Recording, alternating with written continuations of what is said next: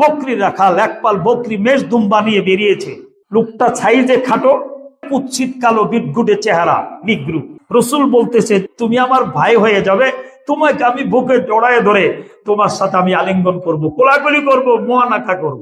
আর মুসলমানরা যে অর্থনৈতিক সুবিধা পায় সেটাও তুমি পুরোপুরি পাবে। তো রাখাল আশ্চর্য হয়ে গেছে গা, যে আপনি দুনিয়ার বাদশা, মদিনার বাদশা, আখেরাতের বাদশা, দুজাহানের বাদশা, আপনি আমার সাথে কোলাগুলি করবেন, আমাকে বুকে নিবেন, এটা কেমন কথা? কয় হ্যাঁ।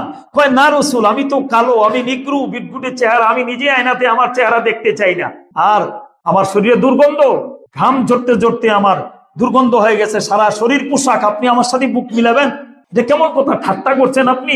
রসুল বলেন তুমি যখন কালেমা পড়বে তুমি আমার দ্বীনি ভাই হয়ে যাবে, তুমি যখন ইসলাম গ্রহণ করবে, তুমি যখন ঈমান আনবে, তুমি যখন কালেমা পড়বে, তাওহীদের ঘোষণা দিবে, তখন তুমি আমার ঈমানি ভাই হয়ে যাবে, তোমার মাঝে আর আমার কোনো দূরত্ব থাকবে না।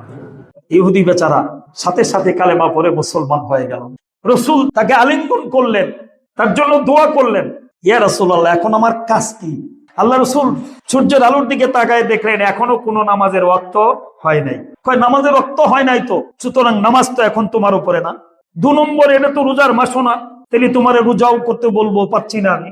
3 নম্বরে, তুমি রাখাল পরিচয় দিলা, তোমার সম্পদ নাই, যাকাত হজও তোমার উপরে ফরজ না। হুজুর তাইলে আমার এখন কাজ কি? আমি যে কলেমা পড়লাম, মুসলমান হলাম, এখন আমার কাজ? রসুল বলতেছে একটা কাজ চলমান, এই কাজে তুমি যোগদান করতে পারো। সেটা কি? জিহাদ। ইসলামের জন্য খয়বরের ইহুদিরা মুসলমানদের জন্য হুমকি, বিভিন্ন ভাবে তারা মদিনাকে আক্রান্ত করার ষড়যন্ত্রে লিপ্ত, যে কোনো সুযোগে তারা ইসলামকে দুনিয়া থেকে ধ্বংস করে দিতে চায়। তার বারবার আমাদের সাথে তারা চুক্তি ভঙ্গ করেছে, তাদের সাথে জিহাদ চলতেছে, তুমি জিহাদে শরীক হতে পারো। হুজুর জিহাদে শরীক হলে আমার কি হবে?